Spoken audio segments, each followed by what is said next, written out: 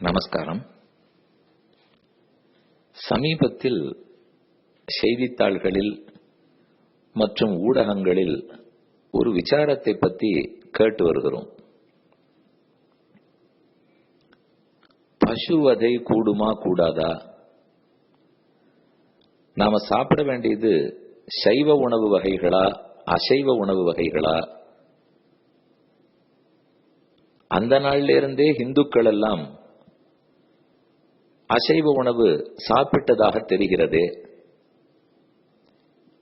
இன்று மட்டும் சாப்பிடக்கூடாது என்று ஏன் சொல்லுகிறோம்? இது ஒரு வகையான தப்பிக்கும் வழி, அரசியலாக்கப்படுகிறது என்றெல்லாம் நம்ம கேள்விப்படுறோம். இதனுடைய பிரச்சார பாகத்துக்கு நான் இப்ப வரல. என்ன நடந்திருக்குங்கிறத பத்தி மட்டும் ரெண்டு வார்த்தை சொல்றேன். 4 யுகங்களில் எல்லா யுகத்துக்கும் ஒரே சட்டம் கிடையாது. அந்தந்த யுகத்துக்கு அந்த மனிதர்களுடைய ஆயுட்காலம், அவர்களுடைய சக்தி, சாமர்த்தியம், ஞானம் இவை எல்லாமே மாறுபட்டு வருகிறது. அவரவருடைய சக்திக்கு தகுந்தால் போல்தான் சாத்திரங்களும் விதிக்கும். ஏற்கனவே கிருதயுகத்தில், திரேதாயுகத்தில் ஒரு சில சமயங்களில் அந்தணர்கள் கூட அசைவ உணவு உண்டிருப்பதாக தெரிகிறது. அதை பற்றின குறிப்புகள் இதிகாசங்களில், புராணங்களில் உள்ளன. ஆனால் அது அந்த யுகங்களுக்கு, அவர்களுக்கு ஒரு சில காலங்களில் மட்டும். புரி ஜெகநாதத்தில் பகவானை சேவிக்க போறோம். அவருடைய ரத யாத்திரையின் போது அந்த ரதத்தில் இருக்கும் போது மட்டும் அனைவரும் மேலே ஏறலாம், தொட்டு தரிசிக்கலாம். அப்ப தொட்டு தரிசிக்கலாம்னு வச்சதுக்காக அவர் போய் தன்னுடைய ஆஸ்தானத்தில் கர்ப்ப கிரகத்தில் எழுந்துருளின பிற்பாடு நாம் பாக்கி இருக்கிற 364 நாளும் தொடுவேன் என்று சொல்ல முடியாது.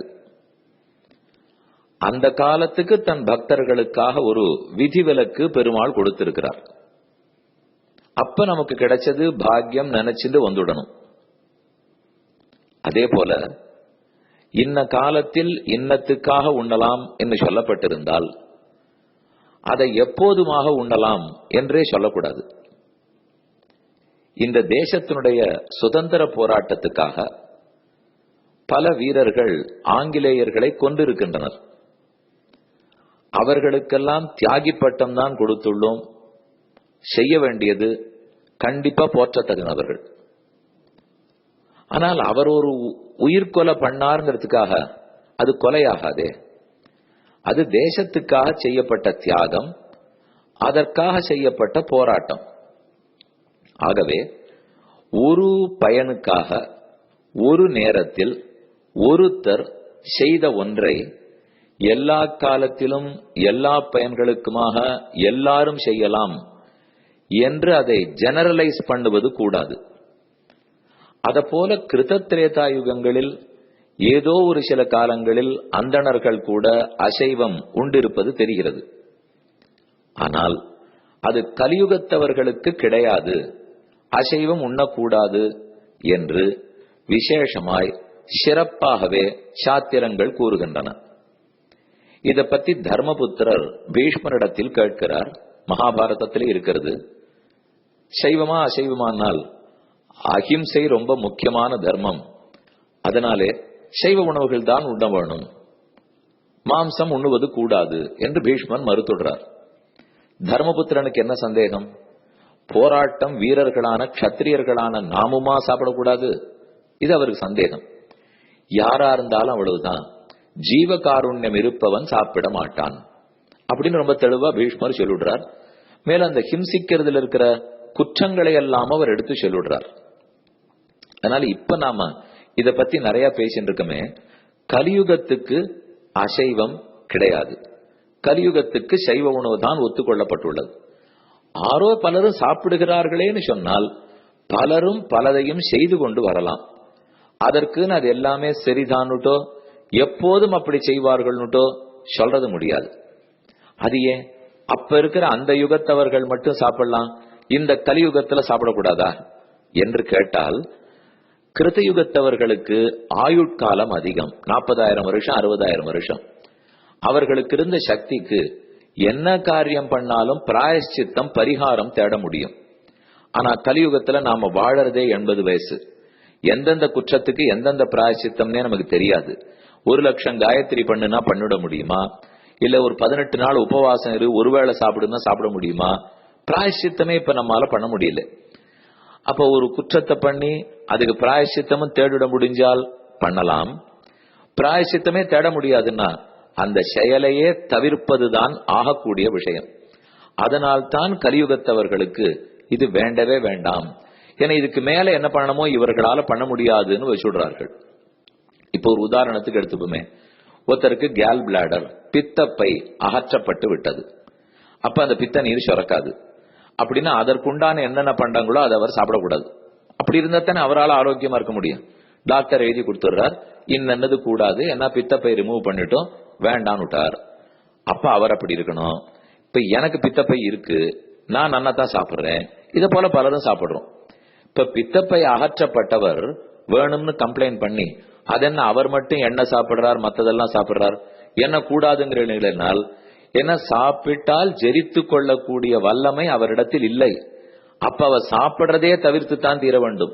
அதே போல என்னென்னதெல்லாம் கிருத்தத்ரேதாயுகத்துல நடந்ததோ அதெல்லாத்தையும் இப்ப நாம பண்ணணும்னால் அதுக்கு மாற்று மருந்து பிராயஷ்சித்தம் நம்ம இடத்தில் இல்லை, தெரியவும் தெரியாது, சக்தியும் இல்லை. ஆகவே அந்த செயலையே தவிர்த்துத்தான் ஆக வேண்டும். அந்த காலம் இந்த காலம் கிருத்தயுகத்துக்கும் கலியுகத்துக்கும் சட்ட திட்டங்கள் மாறுபடும். ஏன்னா மனிதனே மாறுபட்டு விட்டபடியால் இந்த உண்மையை தயவு செய்து புரிஞ்சுக்கணும். இதோட கூட இன்னொரு கேள்வி வரும், அப்போ கோழி முட்டை போடுறதே சாப்பிடக்கூடாதுன்னு சொல்றோமே, இப்போ அது எந்த சம்பிரதாயத்திலயா இருக்கட்டும், கொஞ்சம் ஆச்சார காலம் இருந்தா முட்டை சாப்பிடக்கூடாதுன்னால் அதுக்கு ஏன் கஷ்டம்? இப்போ சாப்பிடலாமே. இல்ல அது சாப்பிடக்கூடாது, ஏனெனில் அந்த முட்டையை சாப்பிடாத விட்டால் அது தனியா ஒரு கோழி குஞ்சாயிருக்கும் இல்லையா, அதனால கூடாது. சரி, மாடு பால் கொடுக்கறதே அதுவும் மாட்டுநட்டே இருந்து வருது, அதையும் சாப்பிடக்கூடாது இல்லையா? ஏன்னா பால் கூட சாப்பிடக்கூடாதுன்னு சொல்றதா இருக்கா? மாட்டை துன்புறுத்தியோ ஊசி போட்டோ அதை நகராம வச்சோ தீனியே போடாமலோ இப்படியெல்லாம் பால் கறந்தா அதுவும் மாட்டுக்கு செய்யும் குற்றம்தான். அப்படிப்பட்ட பாலும் தள்ளத்தக்கதுதான். ஆனா அப்படி சொல்லல வேதம். மாட்டை பேணி பாதுகாத்து கோமாதாவா பூஜை பண்ணி கண்ணுக்குட்டிக்கு ஊட்டிட்டு பாக்கி இருக்கிற பாலை நான் எடுத்து அப்படித்தான் சாப்பிடணும் அது சொல்லியிருக்கு.